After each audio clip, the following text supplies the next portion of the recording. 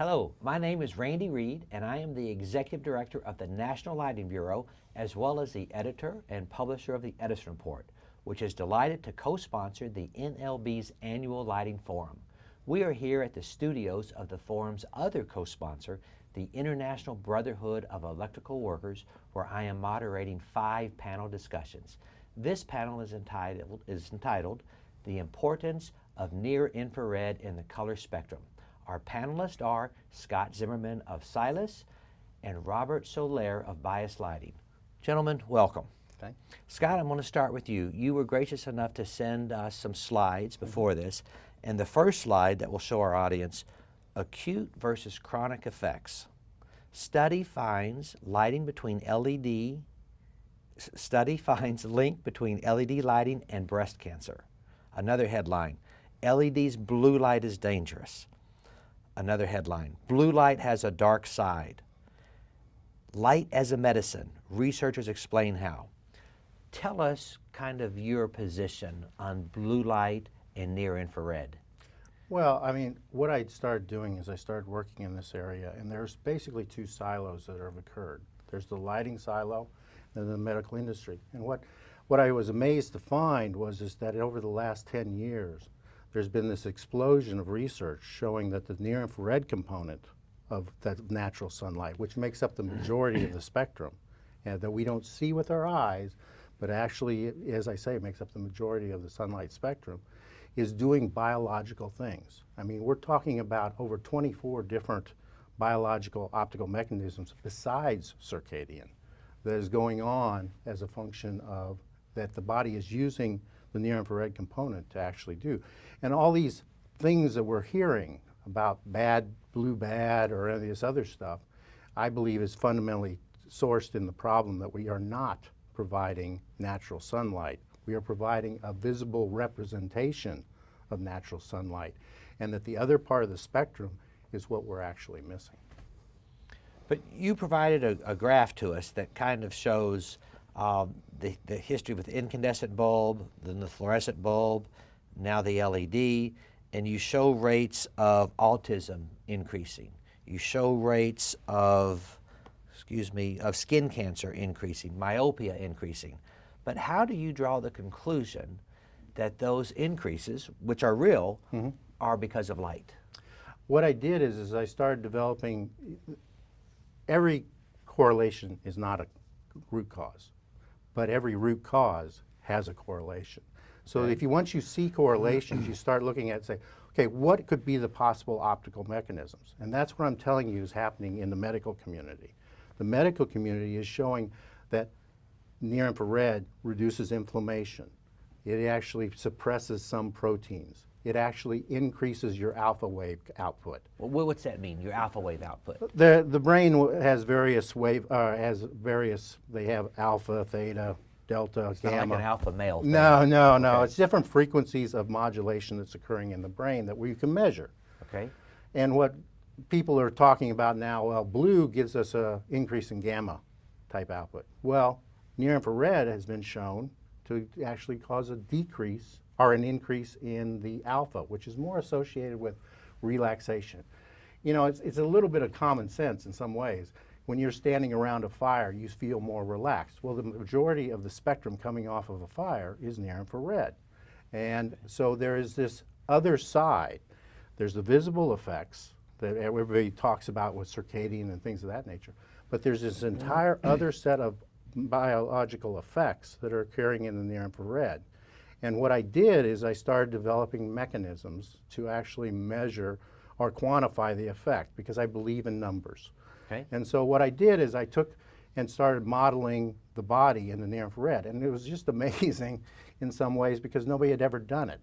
I mean, you go and you actually model the eye, and you find that actually the majority of the photons that are going into the eye in natural sunlight are in the near-infrared, but they're not going through the pupil. They're actually going through the sclera and the eyelids because of the size differences. And then you start seeing that in the womb, the peak transmission in the amniotic fluid is 850 nanometers in the near-infrared. You're starting to see all these things that the body is doing, and there's some pretty amazing optics. And then what I did is I took those opticals, so now I have a kind of a model of where are the photons being absorbed in the body. Now, people tend to think very two-dimensionally in lighting, but in the skin, you can have penetration up to 1 inch deep with some of the near-infrared components. Depending upon your skin color and skin Skin type. color, and it is pretty amazing when you actually look at it. I mean, the penetration characteristics, so you have to start thinking three-dimensionally. And so then I did that, and then I said, okay, how can I get to, because if you're talking about chronic disease, you're talking about free radical generation, oxidative stress, damage on a cellular level. Those are the things you want to actually characterize. In order to do that, you have to talk about photons per second at particular wavelengths, and then there's a technique called electron spin resonance that Professor Zastrow developed. Professor Zastrow went out and took skin samples, and he basically used this technique to figure out how many free radicals were being generated at each wavelength range. Okay. So now I have this optical model that is the skin and the eye, the brain, where I know where the photon's going, and I now know how many free radicals are being generated, so you end up with this three-dimensional free radical generation. And once you start doing that, it starts to make pretty clear what's going on, why we're having some of these effects. So I'm not saying that, what I'm trying to say is that I went from these correlations to here's a biological effect that we can measure, we can quantify, and it kind of makes sense what's going on. And then you stack that on top of all these peer-reviewed papers where they're showing that the near-infrared that we threw away in lighting without any justification. Because we had it in incandescent, You had it in incandescent. but we haven't had it in fluorescent, compact fluorescent, or LED. But you came home after you went to spent the time at work under a fluorescent. You came home to an incandescent lit house, most likely. Right. You spent more time. Your kids spent time in the afternoon. We've got this perfect storm going on right now because it's not just the lighting. LEED standard requires that all the windows on the outside of buildings reflect the near-infrared out. We have created this new kind of cave. It's a modern-day cave in the near-infrared. So it's kind of like any scale-up problem. It's okay to do a little bit, but then if everything, and so we've got this perfect storm, and you add on top of the fact that 90% of our time is now spent in front of a display or under artificial lighting. Displays have no near-infrared content. So what I believe is going on is because we don't have the protective characteristics of the near-infrared, we're seeing a lot of the effect of blue more. If we had the near-infrared content in it, then you might find we don't have such a big problem. So Robert, what are your thoughts on this? So this is an interesting topic, and I'm happy to be here for this because we've been looking at mechanisms of far red light as well, and we come from a mechanistic standpoint where if there has to be something there to a biological pathway. And so what we know is that there's an optical window in the skin that allows these far red wavelengths to go through, and inside there is a photoreceptor, cytochrome C oxidase within the mitochondria. And so the mitochondria, as we know, is the workhorse of the body, and what we know is that when cytochrome C oxidase is radiated, there is this thing called ATP, which is kind of like the energy currency that it uses. And so as you increase that energy density, it does a lot of things in the body. And so what we've kind of focused on is not so much the antioxidant components, but we do think that there's something very interesting, and I think that there's something really interesting about how we are seeing this benefit or these degradations and increased oxidative stress. And a lot of people who are the naysayers in this industry talk about, well, there's so much blue light outside, we're only getting a fraction of it. But he's absolutely right that it's being combated by this far red that basically has these. So the way that it works is the blue light, at least in the eye, we'll say, is known to provide oxidative stress. So free oxygen radicals. And then the far red actually combats that oxidative stress. So they balance each other out. In nature, those things balance each other out. And so as we go inside and we have a blue peaked LED light or fluorescent lighting that has blue peaks in various regions, we are getting just kind of one side of that seems to not have this balance. So I think it's a really interesting idea of how we could start bringing back in far red light, near infrared light. Yeah, you're using far red, and you're saying near infrared. Well, bear in mind that the optical window, Please. where it runs from about 630, 40 nanometers out to 1,200 to 1,300 nanometers, where there's this ability where your body is literally almost a little bit translucent. And in fact, it's used by some of the medical industry to actually find your veins, because you can actually see your veins into your skin in the near infrared component. But all I'm trying to say is that there's this host of all these different mechanisms. One of the things that's really amazing is once you do it three-dimensionally, when you think about it, one of the big things about near infrared that Agnes Kessler in particular has talked about or shown is that when you get near infrared into the blood vessels, what happens is it releases a nitric oxide compound, causes it to dilate. But when you look at it three-dimensionally, think about how the microcapillary is spread out three-dimensionally. The blue and the green is just doing something here on the surface. But the near-infrared is going in, and it's kind of like opening up the entire thing. So one of the things that is obvious from the modeling is that the near-infrared is causing an increased amount of blood flow associated near proportional and coincident to any what might be happening as far as the visible, because the body assumes we're exposed to this full spectrum near-infrared emitter, the sun. And so what ends up happening is that when you talk about chronic problems, the biggest issue is how do we get waste away from areas of damage? And so if you increase the blood flow associated with the near-infrared, you're essentially getting some of the waste products out of there. And that's where my biggest concern is we're going exactly the opposite of what nature is. In nature, there's always an abundance of near-infrared anytime there's visible. In our world, it's all visible, there's none of this, and there's all these mechanisms going on that we don't totally understand. But I can absolutely guarantee you that I can put my hand underneath an incandescent bulb and the blood flow will, and not very far, I mean a distance, it doesn't take much to actually increase the blood flow in that area. And that's what I'm saying is probably my biggest concern is that there's this chronic effect over time, not getting those waste products out. Everybody knows that cellular damage occur and the debris buildup is what we die from. And there's all these chronic diseases that we need to actually take into account, in my opinion. So I want to make sure I understand. I put one hand under an incandescent, I put my other hand under an LED. Yes. I'm going to have more blood flow under the incandescent. Yeah. Significant? Yes. In fact, it's now being used.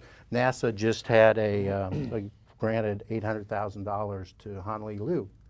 And what's she doing? She's using near-infrared, because of her previous work, she's using near-infrared to enhance, they want her to look at enhancing the long-term memory of astronauts because of this increased level. And her whole work is associated with showing on a person, not in a petri dish, on a person, that you shine near-infrared here on my brain, all of a sudden you're going to see, they can measure directly that you're seeing all this increase in blood flow, oxygen levels, cytochrome Cs, all this work that she's starting to show.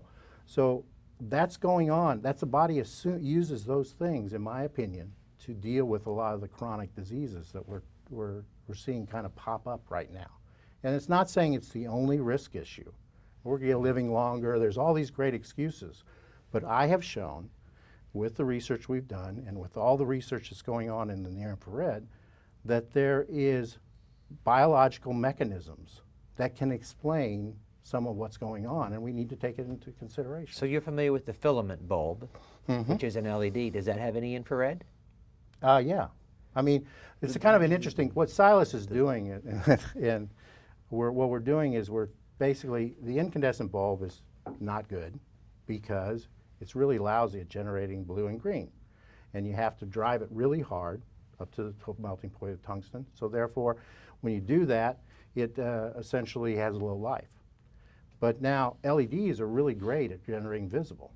Right. Okay, so what we do at Silas is we take the LED to generate the visible, we turn down the voltage on the filaments, and we use that to generate the near-infrared. using the correct combinations, if you go through the math, you basically can still do 80 to 100 lumens per watt efficiency, because the reality is the filament is almost 100% efficient at generating infrared, near-infrared and infrared components, which Okay. is the big long tail we But not want, visible. but it's terrible at generating visible. The LEDs are really great at generating visible, and you can actually, but the really cute trick is that nobody really noticed is that a filament, I'm talking about the little grain of wheat filaments, is a nonlinear resistor. It has a resistance IV curve that goes like this, compared to an LED that goes like this.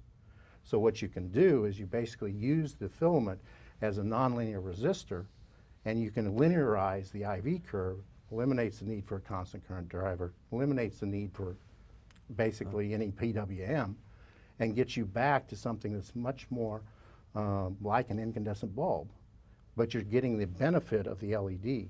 So you're developing this, or you have it on the market, and then it'll come to you? We're bringing it onto the market as we speak. Okay.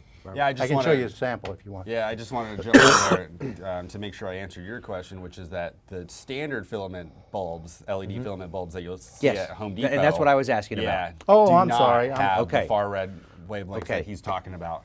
They're no different than any other LED light spectrum. I'm sorry. I didn't So know. yeah, so the ones that so what that means is if you go, I want to make sure that, especially for Yeah, your business, that if you go to Home Depot and get the filament bulbs, and you're not getting the benefits that we're talking about here. It's going to Okay. be no different than any Okay. LED light that you're getting in an office space All right, that very good. is focused on the visual spectrum and is not focusing on biological or on the far wavelength blues and far wavelength reds. And Yeah, and just to circle around on that, I'm sorry I didn't understand your question exactly, but yeah, to me, I consider those actually to be probably about the worst source that we could actually use, because it's imaging the filament high brightness portion onto your retina with no protection, and it's kind of Okay. like that's my view. All right, let's get back to the research. You said that you're doing research.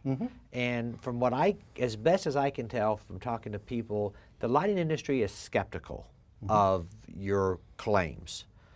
How are you going to solve that? Do more research? No, I'm going to actually just provide I mean, it's almost like I'd say this, don't mean a no-brainer, but you can get this effect without a significant penalty. I can still do 80 to 100 lumens a watt. It ends up being a better looking light source because the orange-red tail from the incandescent makes for a better color rendering, something you can never do with a standard LED system.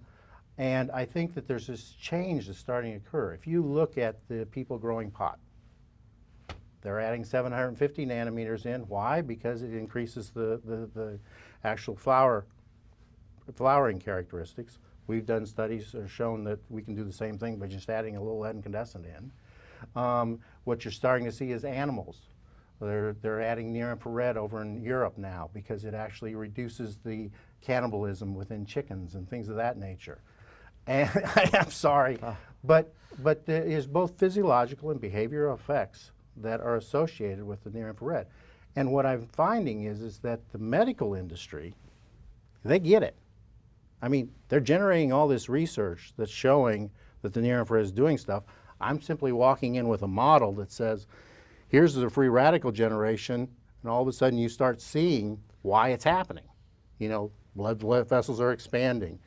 And I think that what needs to happen, honestly, is the lighting people and the medical people need to put their big boy pants on and get together and figure this out. That's my opinion, and it's what I was tried to do originally, and ran into a lot of opposition to it. And I found it very frustrating because I'm really more interested in the discovery. We'll bring our product to the market and people can make a decision. But honestly, based on the research I've done and the working with various, like Professor Ryder, Professor Light, a bunch of other people, there's no doubt in my mind that visible only is inherently not as safe as natural sunlight. And I keep on coming back to the reality, or not the reality, but the statement. Everybody seems to buy into that children learn better under natural sunlight as compared to artificial. Well, the corollary to that is that artificial lighting makes kids dumber. Now, nobody wants to say that, but that is literally the same statement. And here we're showing that there's some biological, I mean, literally in your brain, you shoot, the near-infrared goes through your skull and it hits the cerebral spinal fluid. That cerebral spinal fluid has a very high transmission. It acts exactly like the light guides, and it puts the near-infrared all the way down into the fissures of your brain.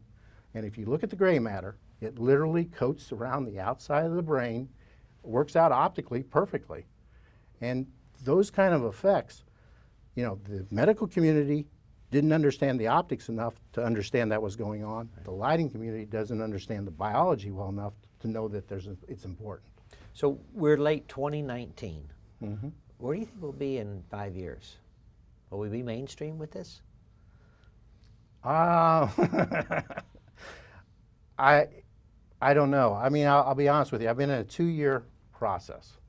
Okay. I started out, I tried to just go to the DOE, I tried to go to other people and say, there's something going on here. You have an entire medical industry that's got 4,000 peer-reviewed medical journal articles. They're saying something's going on here, and it could be affecting how we're doing things. And most, other than, you know, I give a lot of key people, Chris Brown, Jim Benya, you know, Deborah Burnett, and Arno over in LED Professional, and yourself. I mean, it's really hard to bring something like this to an industry and get them to not just immediately try and shut it down. And what's really frustrating to me is that I believe that there's some really amazing things that we could be doing with light. Right now, one of the slides I sent you is that they're using near-infrared to actually kill skin cancer, you know, superficial cancers out at San Francisco. There was a pediatric clinical trial where they're showing that using the heating of the body literally can increase the effectiveness of chemotherapies and radiation therapies. So this is in my mind, is a very important area of science that we need to do. And there's no easier way to shut down discovery than for a bunch of people who have vested interests and egos to start saying, oh yeah, forget it, forget it. And I just think that this is something that we really need to look at closer, do something. Robert, closing comments? Well, yeah, I think this is it's an interesting topic. It's an interesting field of research that is, you know, hard to swallow for a lot of people, for sure.